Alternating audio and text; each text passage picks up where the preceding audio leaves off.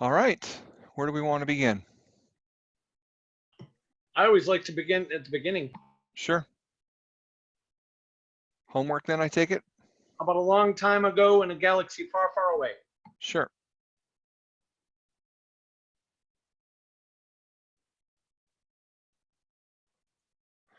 So I've got the homework questions and the mini project up.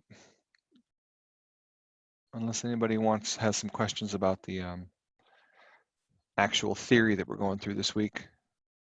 We discussed it briefly last night, if you want to look at that recording. Otherwise, I can talk about it now if you prefer. I am still having some trouble with 380, and I don't know what I'm missing. All right. 380 scatter plot. Not quite getting it to turn out right, and maybe I'm just looking at it wrong. Okay. You want to share your screen? We can see what you're doing. Sure. Let's see, where's it at? Share. Where we going here? Share screen. Got to get it up here. Hold on. Let me get SAS Studio open. Sure. Close out some of that other junk.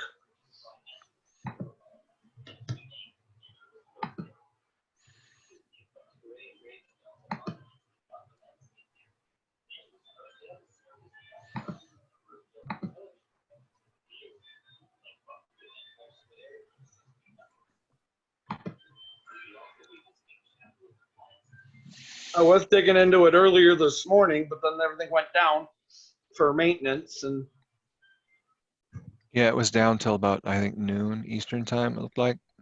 My son was reenacting the any scene from The Exorcist, so it was a typical toddler morning. Awesome. Oh, it was fun. I still insist there's stuff around that living room still that I haven't found that it's gonna be gross when we find it. He was slinging, took his diaper off because we couldn't go outside. It was raining, and he was swinging it over his head. Nice. His diaper wasn't empty. So, yeah, we're almost 3. All right. Well, while you're getting SAS up and running, does anybody else have another question we want to go through while we're waiting? Yes, I can go with this one. Go ahead. 329, the first one I asked yesterday. I'm trying to understand what is being asked. So let me share my screen and let me go back to this one. Okay, do you see my screen? No. You don't see it now? Now I do. Yep. Okay, you know. So the 3-1, okay, what I did was trying to understand what's being asked and how to answer this question. So this is a graph. Yep. There's your QQ plot. That's perfect. Okay, so on the top, that is a list. So to get the numbers, I just sorted the numbers. Okay. So the mean is between actually these two numbers, which is 19.5. The median, but yes. The middle number, the median. So the Q1 is I ordered 77, which will be 14. Right. That is the 25th percentile. Yep, that's correct. So from the graph, okay, I did the same thing for the Q4, which is the Q3, which is 24, and the mean and the max. So I got these numbers. I understand where the numbers coming from. Okay. And basically the standard deviation is we use the formula. So other than that, the rest is I understand. But from this graph, find the 25th percentile for the treatment times. I find that it's 14, but how do I interpret this value within the graph? The only thing you can look at is that if you kind of look where 14 would be in your treatment time, right, which would be about halfway between. Yeah, exactly. Yeah. And then you come straight across and figure out where those dots are. And it looks like those dots are kind of hovering a little less than -1. See how they're maybe like a -0.9 or a 0.8 if you bring it down to the x-axis. Mm-hmm. So it looks like, you know, the 25th percentile, or i.e. 14, is 1 standard deviation below the mean.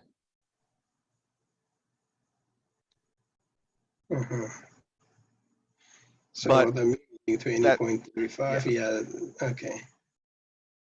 But that's not really what they mean by interpret the value. Really, when they say find the 25th percentile and interpret the value, it just means that 25% of their patients, right, will Yes. be seen in 14 minutes or less. Yes. Because the treatment time isn't how long it took for them to get treatment. It was basically how long they had to wait before they got treatment, right? It should be called wait time. Hmm. And Yeah, so okay. you could say that the 25th percentile being 14 means that 25% of their patients are seen, in 14 minutes or less. Yes, yeah. And it's the same idea that you can use when you tackle the 90 percentile in Part B. Which will be, okay, the Well, you'd have 19. to really. I got it, 31.5. That is Exactly. 31.50. The 90 is from the, I didn't calculate it, it's from there. So now 31.5 will be around here at the top. I don't know if you can see on here. Right. But again, don't bother looking at that display tells you nothing about your data. Okay, As far as interpreting is concerned.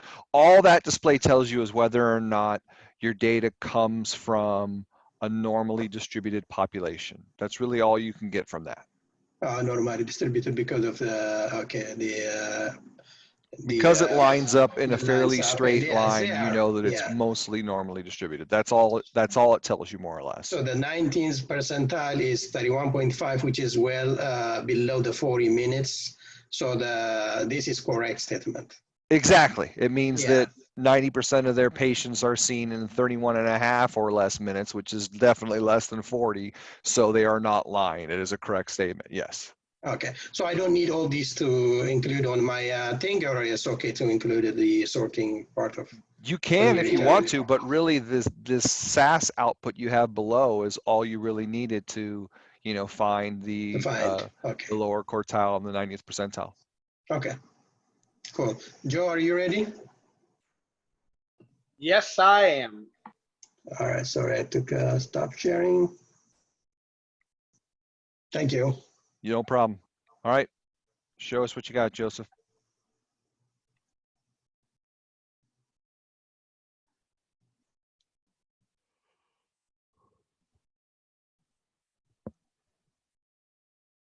All right.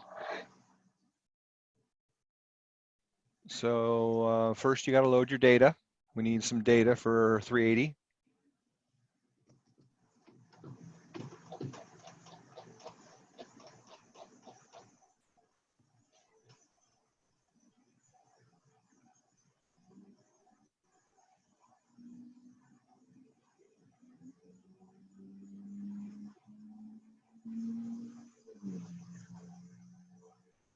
Okay.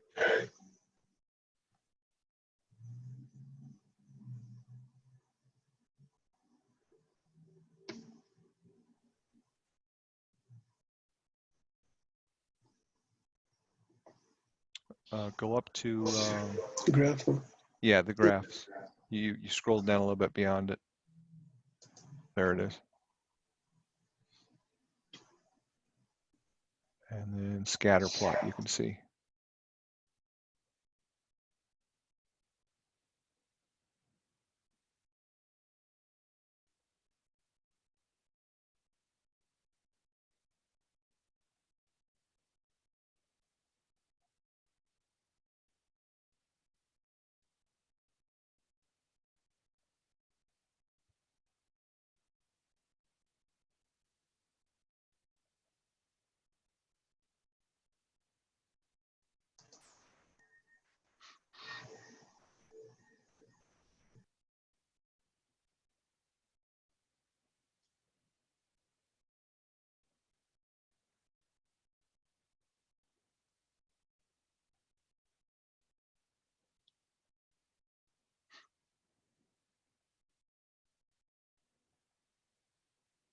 That's it.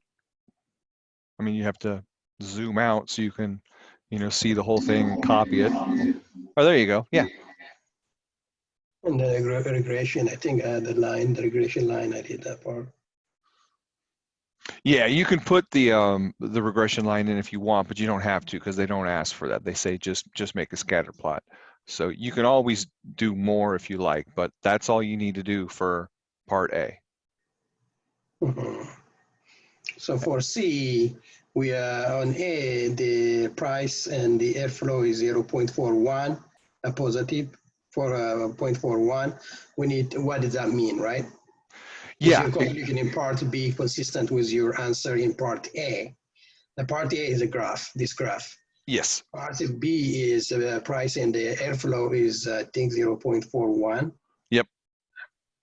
Okay. So you look at this graph and you go, there's no obvious correlation. It looks like buckshot. If it has a relationship, it's definitely weak because it's not lining up in a nice pattern. And then you can go over to statistics, Joe, and click on statistics. So it's below graph.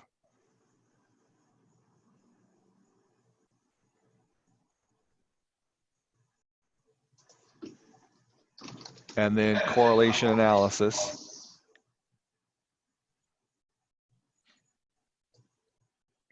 And then all you have to do is add in those two variables. Yep. And then run it. And then there's that 0.41, 285 that we were talking about. That's the correlation between them. So that's what you would put for part B. And then is your conclusion in part B consistent with your answer in part A? Well, yeah, I mean, the graph showed a very weak correlation, and 0.4 is also a very weak correlation. So they're consistent in telling me that there is a very weak correlation between price and airflow. So would it be reasonable to conclude that higher priced fans generate greater airflow? Absolutely not.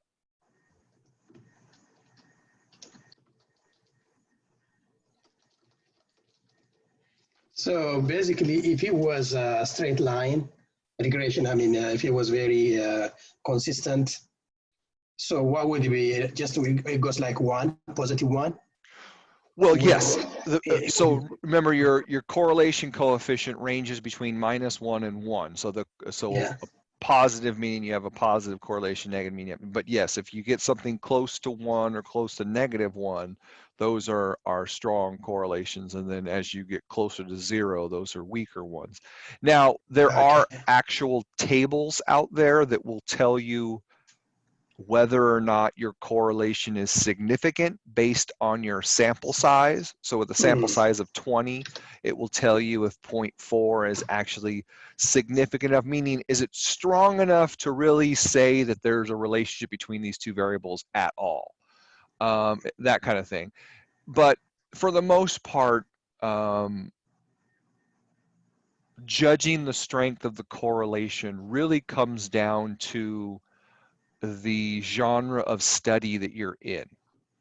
So, most of you guys are in the soft sciences. You're doing sociology, psychology, education, those kind of soft sciences. And I say soft sciences because, you're not going to be conducting strict regimented experiments, because you can't really do those kind of experiments on human beings, in teaching in sociology and psychology. So, the hard sciences are things like physics, and those types of things where they can, in chemistry, where they can do, rigid experiments. But so when you're doing the hard sciences and you want to try and show that there's a correlation between two things, you have a much tighter window. If you don't see a correlation above like 0.8, 0.85, even 0.9 in some cases, you really haven't shown a strong enough correlation to mean anything.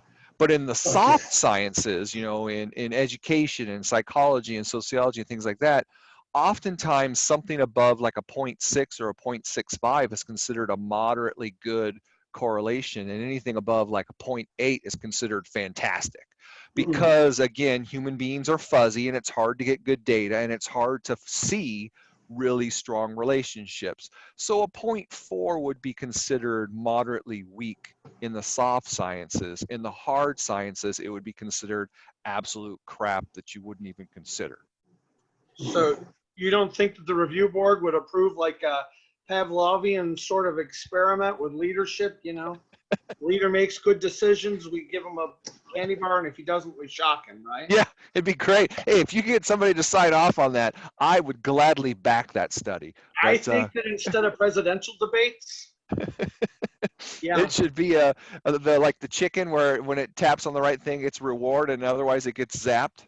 are any of you old enough to remember Running Man? Yes. Hasta la vista, baby. Yeah.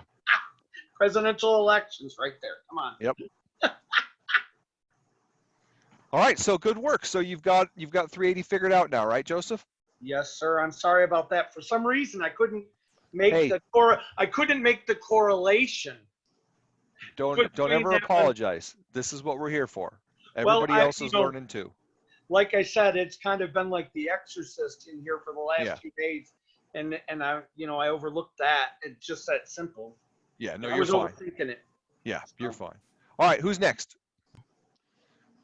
So basically 369 is the same, like CSS does It's the value of exact same. correlation is the same thing, the exact Yeah, same. you're doing the exact same thing, but with a different set of data. You obviously get, well, if you've run the numbers, you see that you get a much stronger correlation.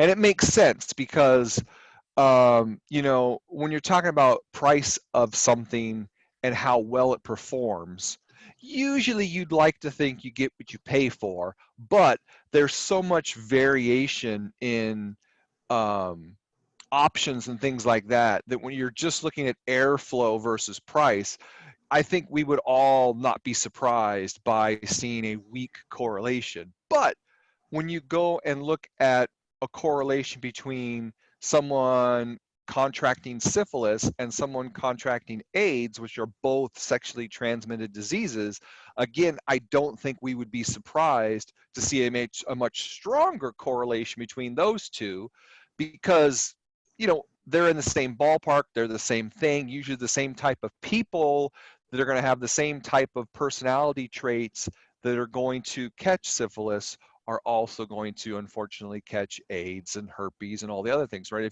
If you're basically conducting yourself in risky behavior, then you're going to open yourself up to similar circumstances, meaning similar sexually transmitted diseases. So it makes sense that we're going to see a much higher correlation in 369. Mhm. But but like you said, you run it the exact same way. Load the data for 369, go to the graphs, go to the scatter plot, load the two things, the two variables, run it, copy it, paste it, right? Then go down to stats and correlation analysis or whatever it was called, run it and get the correlation for them. There are ways to get both the graph and the correlation all together if you just run linear regression. But running linear regression is a very convoluted, complicated. I shouldn't say it's just a bit more complicated. It's not as point and click easy as these other two. So I always tell my students, sure, if you want to learn how to do linear regression, by all means, I'll help you. But it's so much quicker and easier just to run these two simple tests than it is to try and run the linear regression test. Because it doesn't matter if you get your results all at once or in two different windows, because you're just going to copy and paste them into the Word document anyway. So who cares? Yeah. Okay. I'm done sharing my screen, right? Yeah. Okay. And that's more of you could probably put it in the terms of wibbly wobbly, timey wimey, Sure. instead of a straight path of linear progression. Yeah. Just watch out for them stone angels. Okay, anybody else? Somebody's got their hand up. Yes, that's me. It is a charm. Cham, go for it. Can you go over 356? Absolutely. Part B. You betcha. Okay, thank you.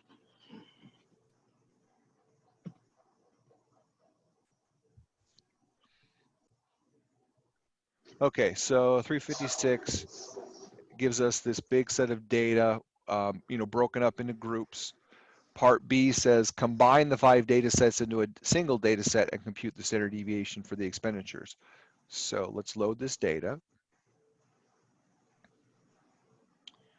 356, which as you can see is the same thing, it's just 355. I'm going to load that. And I always like to click here and just see what I've got, make sure I've got the right thing, and it sure seems like it, right? I've got number, you know, number of members. So here's group 1 and their expenditures, and as I scroll down, oh, there's group 2 and their expenditures, and 3. So expenditures is their money, and then this number of members is the grouping variable. So when you go to task and utilities and you go to summary statistics and you choose your data, and you put in your expenditures, and then for your group analysis by, when you put in the number of members, that's how you get everything individually, right? So here's the standard deviations for each of the 5 groups, because it only looks at everything it's got a number 1 for number of members, and then a 2 and a 3. So it groups them by those things. If you don't want to group them and you want to look at the entire group all at once, then all you have to do is simply remove that variable, right, that grouping variable, and rerun it. And now you'll see that it's got all 83, so it's looking at all 83 pieces of data, and there's your standard deviation for the entire group as a whole. Okay, all right, I see it now. Thank you. Of course. And then I have another question again. Sorry. Okay. On mini project. Can you go over Pareto? I don't know if it is called Pareto or on part C. Okay, let's see what C is. I think it is said the Pareto. Oh, Pareto. Oh, yeah, the Pareto chart. Yes, yes, yes. Okay. Yeah. So a Pareto chart is literally just a bar chart that is ordered from largest to smallest. If you go to our SAS how-to file that's in our Google Drive, so under week 3, if you scroll down, you'll see that there is week 3 mini project Pareto chart. So you go to the SAS menu, you go to statistical processes, right? And then control and Pareto analysis. So if we go on here, first thing we have to do is load that data. So we need our mini project data, which is here, the mini project new drug. Run that. Yep, got all the data in there. Okay. So task and utilities, right? So it's under statistical processes control. So let's go see where that is. Statistical process control right here. So we click on that, and then there's Pareto analysis. Oh, okay. So we double click on that, right? We choose the correct data. We choose the correct variable, which in this case is family history, right? A blood pressure. And if we run that, there is our Pareto chart. Okay, all right, I see it now. Thank you. Of course. Mine is different. I don't know how I get a different answer. Maybe you, let's see, let me get rid of the cumulative Let me share and see. percentage curve. I'm going to share with you and see. Well, I got rid of my cumulative percentage, which makes that better. Yeah, that's how mine looks like. Yeah, because Yeah. where is it? My defaulted to this, showing the cumulative percentage curve, and that gives you this stupid line here. So which one do you prefer? I prefer to have it turned off and have it look like yours, which is just the Okay. bars. Yeah. Just the bars, okay. Yeah, okay. absolutely. Thank you. Yep.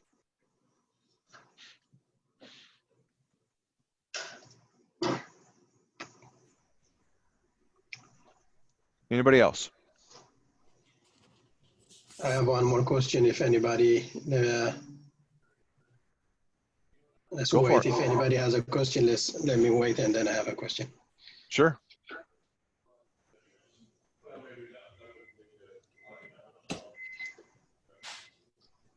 Okay, let me share screen then. Okay. I am Sritari C part based on the instruction he gave us on the discussion board. Okay. Go back, I think, which one is that one? Yeah. So to calculate for the S for the data, so basically what I did was, okay, here is the 5-number analysis for the V, but That's not the 5-number analysis. no. Oh, that's not, yeah, that's not the way. See what this would be is for calculation. Yeah, I just got the mean, especially, I think this is Yeah, specific to the mean. that's all you need is the mean. And also it gave me the standard deviation, which I needed. Yep, very good. So what I did was, I think he, let me see, where is my calculation? Yeah, I calculated like the first one is standard deviation is 1.98. So I multiply by 2, it gives me 3.96. By 3, this is 5.95.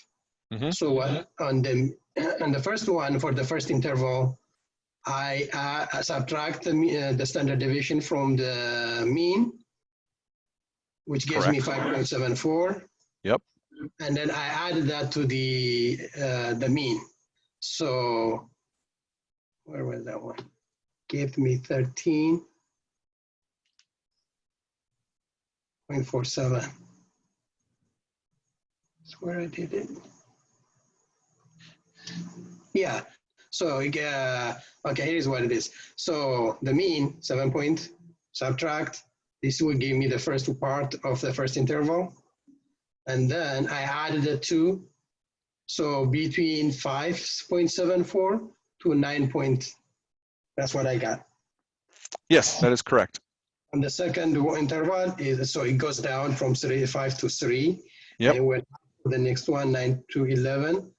And then it goes down 3 to 1, and it goes to from 11 to 13.7. Yep. So I did that part. And the next part is, I think, let me see where the next part is. So we have to compare the percentage. That's where I am not sure yet. Okay, so basically all you have to do now is sort your data.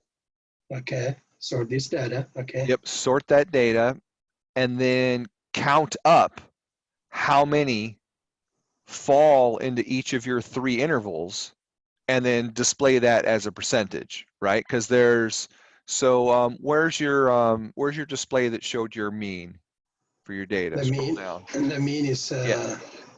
So there are 70 pieces of data total, right? Yes, yes.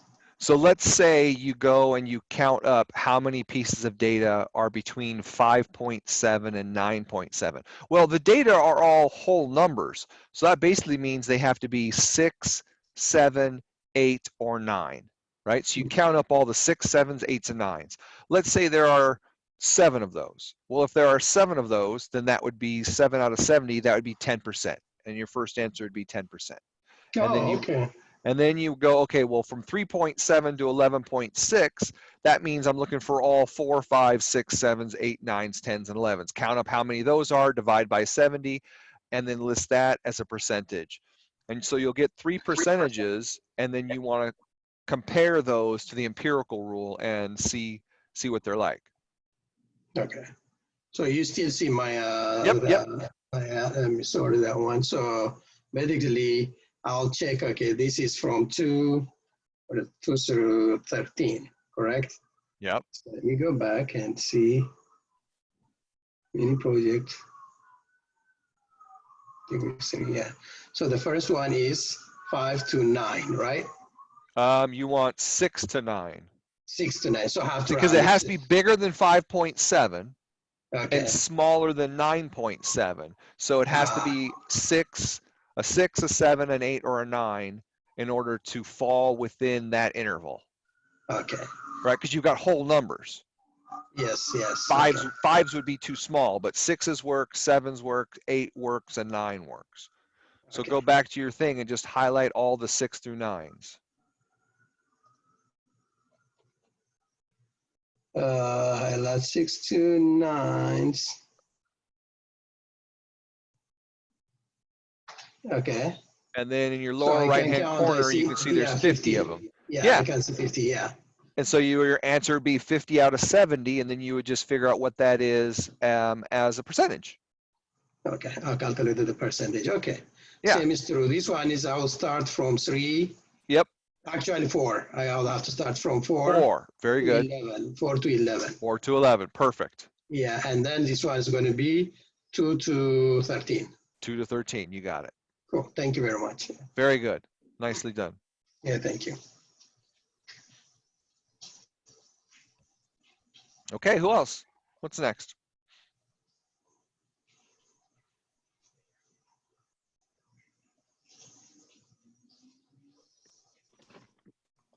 So on the mini project, can you go again on frequency table on part A? The frequency tables. Sure. All right.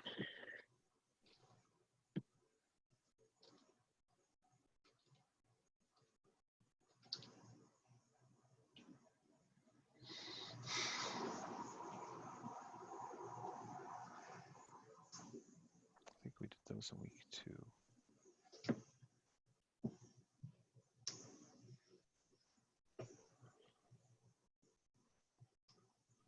All right, so let's see, frequency tables.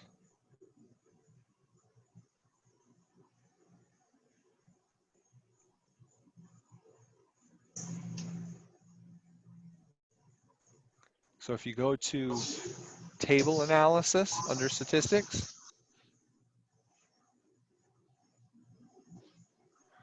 then you've got row variables and Can you column. share your script? Oh, sorry.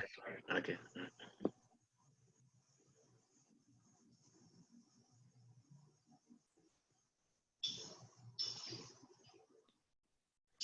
All right, so under the statistics tab is a thing called table analysis because we want to make a frequency table.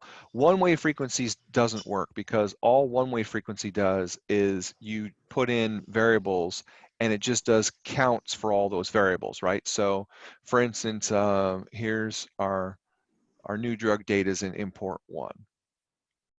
And go to this one. And if we go to one-way frequencies, import 1, and it told us to do frequency tables on our quantitative variables, right? Which are actually treatment, gender, and family history. Even though treatment is listed as a 1, 2, 3 in SAS, it thinks it's quantitative because treatment has just a bunch of 1s and 0s, but the 1s and 0s really just mean yes and no's. So these are our 3 qualitatives, and then these are our 3 quantitatives, and then subject is a useless variable because all it is an identifier. It just identifies each subject. So it's neither qualitative nor quantitative. I mean, it's technically qualitative, but it's not a qualitative variable that we would work with because it doesn't do anything other than identify the subject. So if we put those 3 in and ran summary statistics, it's going to just do frequencies of each thing, right? So it just shows you, so for male and female, there are this many males, this many females, and it gives you percentage, cumulative, and all that, right? And it gives you bar graphs to show the difference between them. That's all it gives you, but that's not what it's asking for in the mini project. The mini project is asking for a cross tabulation. And what a cross tabulation is, it's a table that takes your data and it groups it 2 ways. It has a horizontal grouping and a vertical grouping. So it's basically how can you take your subjects, right, and show how they land in 2 different qualitative groups. So to do that, you need to go to table analysis. And under table analysis, you have to put in a row variable and a column variable. So we're going to choose a row variable, and I'm just going to choose family history. And then for the column variable, I'm going to choose gender. And then if you run this one, there's your cross tabulation table, where the rows are showing you how the people land in each of the family history groups, and then the columns are male and female. So this tells me there were 7 females with both sides having high blood pressure, right? There were 7 females that had high blood pressure on the maternal side, and 6 that had it neither, and 6 that had it on the paternal side, father.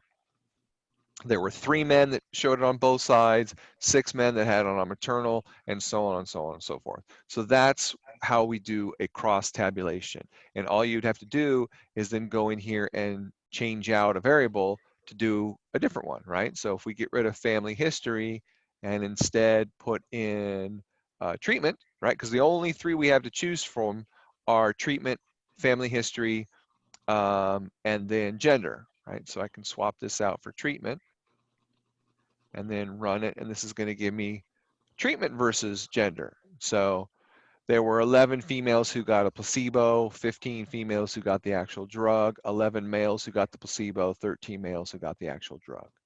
Okay. Okay, so that's how we do cross tabulations. And the frequency table for 3 categorical variables, the same one on the same question. The first one is generate frequency tables for 3 categorical variables. Yeah, so you would want to do a histogram. Well, when you're generating frequency tables for 3 categorical variables, you're just doing what I did the first time, this one way one, and so it's just these tables here.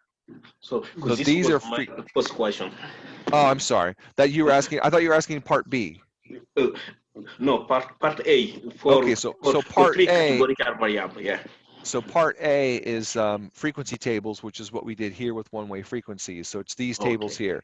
You can include the histograms if you want, or they're not histograms, sorry, the bar graphs, but you don't have to. You just need the tables because that's all they asked for was tables. So there's your 3 tables, 1, 2, and 3, because those are your 3 categorical variables. And then for part B, where you have to do at least 2 cross tabulations, that's where you do the table analysis and you do the ones that I just did here. You can only do 3 different cross tabulations because we only have 3 categorical variables, and cross tabulations are always done on categorical variables. So if you have 3 variables, if you have to choose 2 of them, there's only 3 ways you can do that, because basically you can think of it, there's only 3 ways you can leave one out. You either leave out the treatment group, you leave out the family history one, or you leave out gender. Those would be the 3 tables you could generate for part B. But it says you only had to do at least 2, so you really only have to pick 2, but it's up to you. If you want to do all 3, it doesn't matter. And that's part A and B of the action items. So what I did was for part A, for the first one, I picked treatment, gender, and family history as the categorical. Yep, those are the correct 3 ones. Yep. Yeah, and when I do that with one-way frequency, it gives me a different result. I don't know if it's the order, maybe. Treatment, gender, and family history. Let me go back. Well, how about if I share my screen? Well, here's treatment. Yes, yeah. And then here's gender. And then here's family history. So basically, that's what you need, just only those answers. Yeah, I mean, you could take off the percentages and the cumulative percentages because you don't need that. So if you turn those off, then it'll look quite different. You'll have much smaller ones. You'll just have these. Yeah, that 0.22, 128. So just only those, the top part, right? That's what you wanted. Yeah, I only want the table. I don't table, need to see the graphs. The graphs, okay. And you can include the percentages, you can include the cumulative percentages, or you could not. I don't care. You don't care, okay. Nope.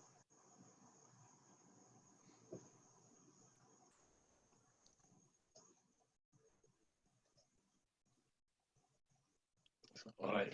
Thank you. Yep. All right, what else?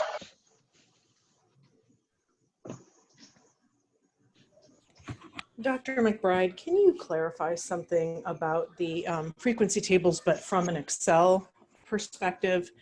So one thing that I keep finding that I'm getting a little confused with the frequency tables, there's those things like the bins, they call them the bins or the Yeah. range. And I think with, what I've been reading and, trying to follow that sometimes, you have to, you have a range where, it's maybe 0 to 10, 11 to 20, 21 to 30, so there's no duplication of those numbers, but then other times Yeah. it's like 0 to 10, 10 to 20, 10 to 20, 20 yeah. to 30. And I'm like, I thought every number was supposed to be exclusive. Do you have any insight on that or? Yes. What is happening is usually that is the difference between discrete data and continuous data. Oh, okay. Right? So if you have discrete data where you only have whole numbers, 0, 1, 2, 3, 4, 5, 6, 7, 8, 9, 10, 11, 12, that kind of thing, then you'll see 0 through 9, or 0 through 10, or 1 through 10, 11 through 20, whatever, but you won't get they won't repeat. The end of one won't be the beginning of the next because you either have a 10 or you have an 11. So, if you have a 10, it goes into this class. If you have an 11, it goes into that class. But if you have decimals, right? So now you have continuous numbers. So you can have 9.99, 9.98, 10.01, all these different types of things.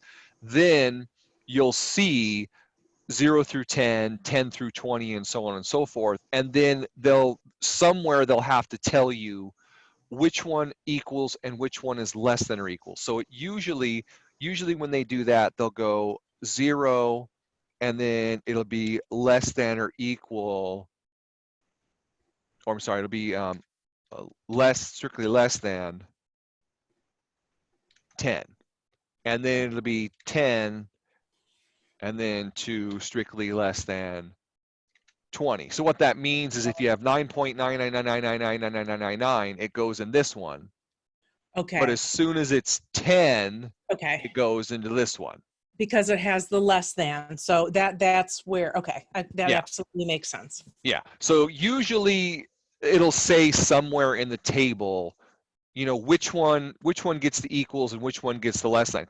Because I've seen tables where it goes all the way up to an equals 10, and then this one will say greater than 10 up to equaling 20. So you just have to pay attention to how they define their classes. The default way of defining a class is normally the lower bound is equals and the upper bound is non-inclusive, right? It's a less than. Okay. So it equals the lower, but it doesn't equal the upper. And that's normally what you do when you have continuous data. But there are certain circumstances where you would switch that. Okay.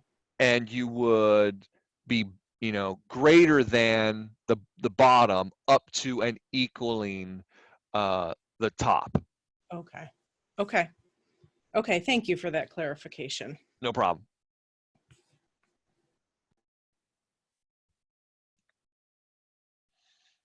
What else?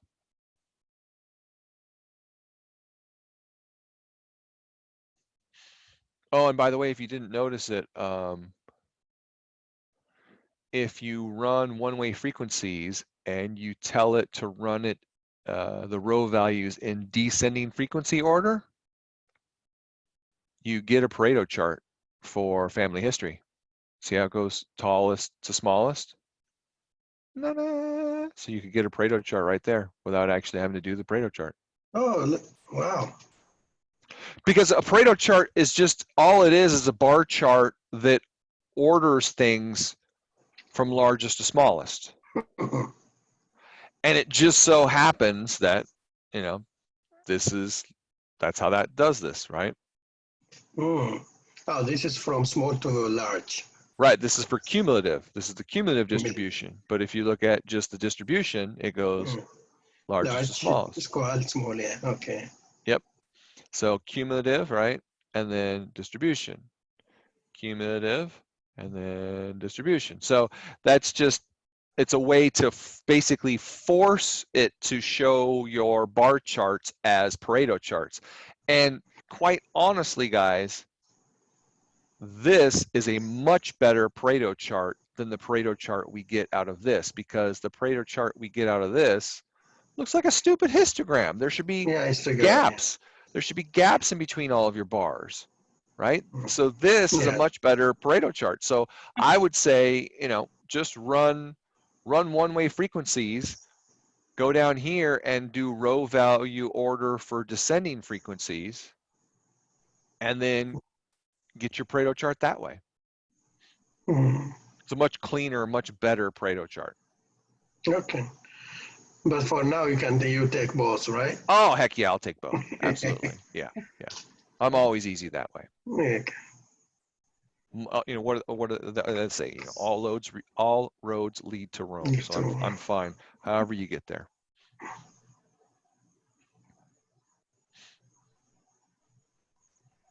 Yeah, Okay? it makes sense. There must be a gap between, yeah. Yeah, right. Because a They're not the Pareto same. You're chart not is supposed to be comparing, it's supposed to be a bar chart. Now there is a way to mess with the code, and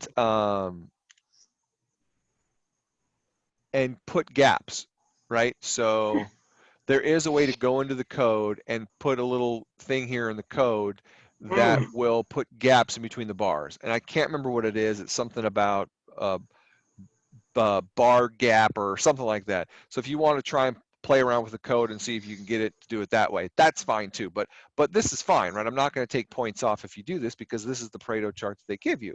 But you know, as far as I'm concerned, that is a much better Pareto chart. Because, like I said, it should have gaps. It's not a histogram. Your bars should never touch unless you have a histogram. And histograms are only used when you have continuous quantitative data. And this is not quantitative data. It's qualitative for one thing, and qualitative data is always bar charts. There should always be gaps with qualitative data. So you'll notice that all of these have gaps because it's doing it properly for qualitative data.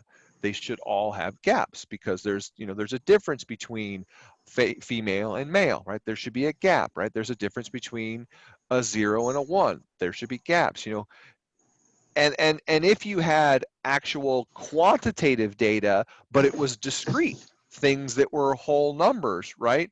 Like that homework question that we were just talking about with the times, with the intervals. This is discrete data. This is discrete data. In fact, all of this is discrete data. Discrete data. These are all discrete data sets. So if you were to do quote unquote histograms for these, unless you created bins, right? So a histogram is only if you have a bin, and that goes back to the previous question of, the idea of 0 to 10, and then, 10 to 20, where, it's less than or equal to 10, and then this one, or less than 10, and this one's equals 10 and above. Then you can kind of still do a histogram, but you still really shouldn't, because again, you've got discrete data. You don't have a 9.999. You either have a 9 or you have a 10, right? So you should have little individual bars for all of your little values, and there should be gaps between them.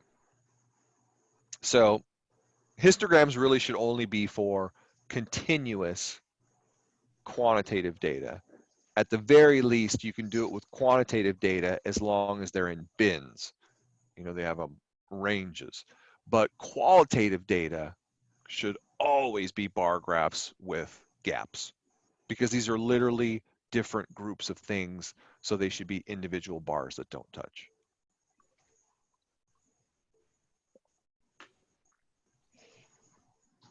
Okay, what else?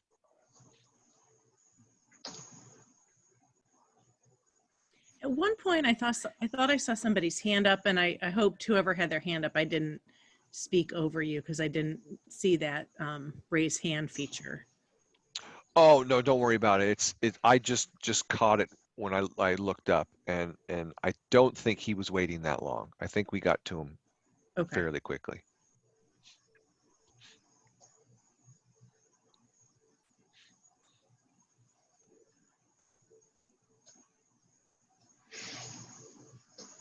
All right, we got 9 minutes left. Anybody got any last minute questions, or do we want to get out of here early? I see a hand now. You do. Victoria, what's up? Hey, I need a question answered on last week's homework, if nobody minds. Nope, go for it. Number 10, 310, it stomped me, and I just can't let it go. I hear you. Okay, number 2, week 2. Let me bring it up so I know what it's asking. Victoria, I've been having nightmares about this stuff. So Me too. I don't know. I don't even know. I could cry. And so Okay. I just like, 310. All right, so let's get the data loaded first. yes. So here's our data. It's going to go into import 2. Check it. Yep, it's got all that stuff. Okay. Now, the first question is construct relative frequency histogram plots for the home ownership data given in the table for each of the 3 years, right?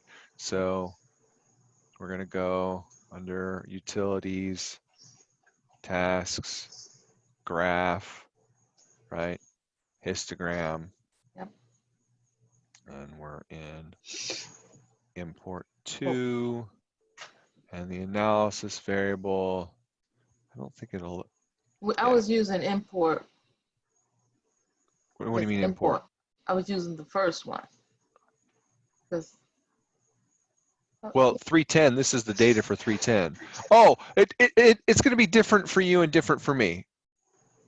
When I loaded my data, it went into number 2 because I've already loaded other data. If you loaded yours as the first set of data of the day, then it's going to be in import without any numbers. Okay. This is just where it's saved on my machine. Yours could be saved differently. Okay. Yeah. Uh-huh. Okay, and we want it as count, Oh, okay. right? Because it says construct. Oh no, construct Use proportion. relative frequency. Okay, so yeah, we do want percentages, relative frequency. So you can do percent or proportion is going to be the same thing. Technically, if you do count, it's going to look the same too. It's just going to be numbers instead of percentages. It doesn't matter. Run it.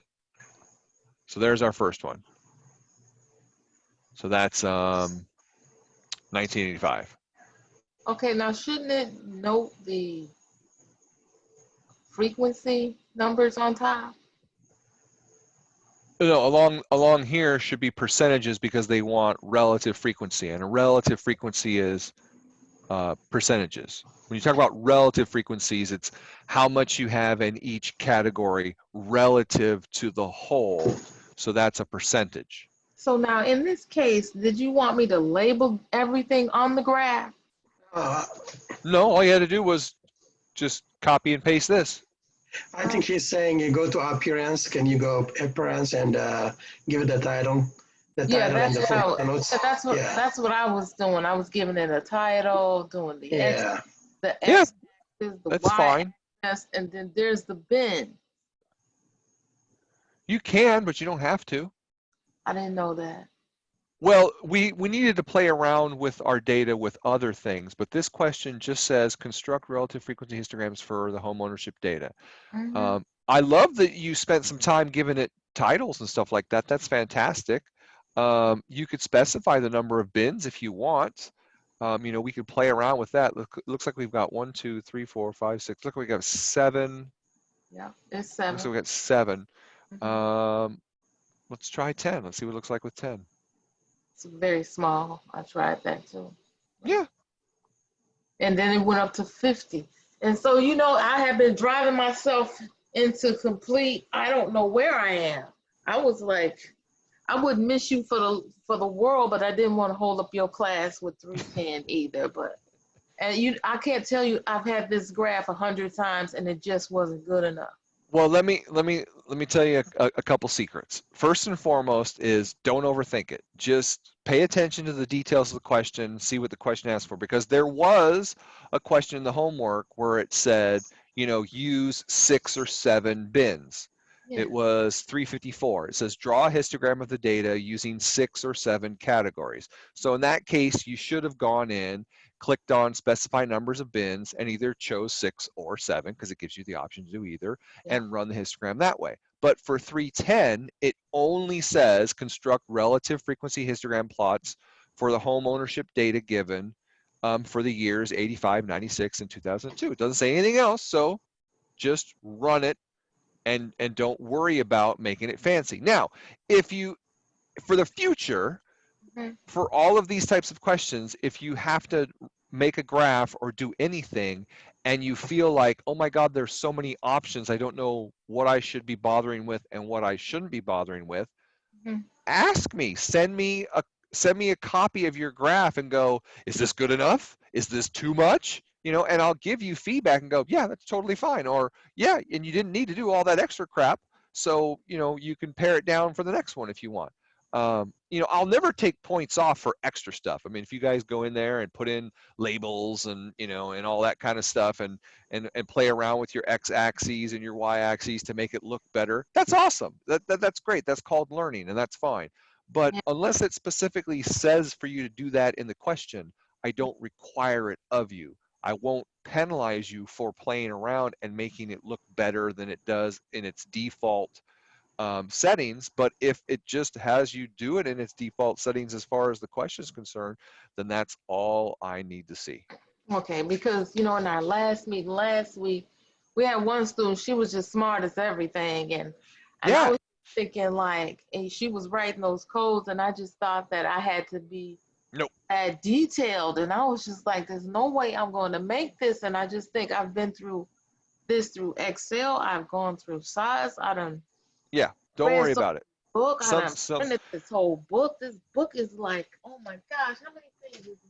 Yeah, the book is useless. Try not to pay much attention to the book. Yeah, so I'm just go through the PowerPoints, you know, watch my videos, you know, then jump into the homework and then just ask questions early on in the week. Either post them to the forums or send me an email. You can always send me a rough draft and I can take a look at it and say, yes, this is good enough, or no, you didn't follow the directions quite right on this one, or, you know, whatever it happens to be. And we can get you in the right direction so you're not wasting time beating your head against the wall on this stuff. Because I was walking in circles. I started drinking coffee. That's how long I'm up. It's just like but I feel more relief now. I wasn't gonna raise my hand. That's all. I just felt like I'm just can't figure it out. But all right, good. So lesson learned, right? Lesson learned. Don't overthink it and ask questions, and you'll be fine. Okay, I got you. Thank you. Yeah. And also, this goes for everybody. There are some people in this class, in both of my sections, that are very advanced in SAS. Please don't try and keep up with the Joneses. This is not a contest. You are not, these grades are not curved. These people are not going to set the bar really high. They're just having fun with something that they're good at. And the rest of you can just do what you do and don't worry about it. Thank you for that. Of course. All right. On that note, unless there's one last question, I say we call it. Any last questions? I'm going to send you my draft so to look at it for week 3 question and now after the class, so I'll see. But it's not completed because I finish up usually complete on the weekend. Sounds good. Yeah. Send me whatever you got and I'll give you some feedback. Thank you. And then I did send my draft. I don't know if you receive it. Yes, I believe I did. I got two drafts today, but obviously I didn't have time to look at them because of class. I'll get to them tonight and get you some feedback as soon as I can. All right. Okay. Thank you. Yep. All right. Thank you everybody for showing up. Remember the recordings are out there if you need to review stuff.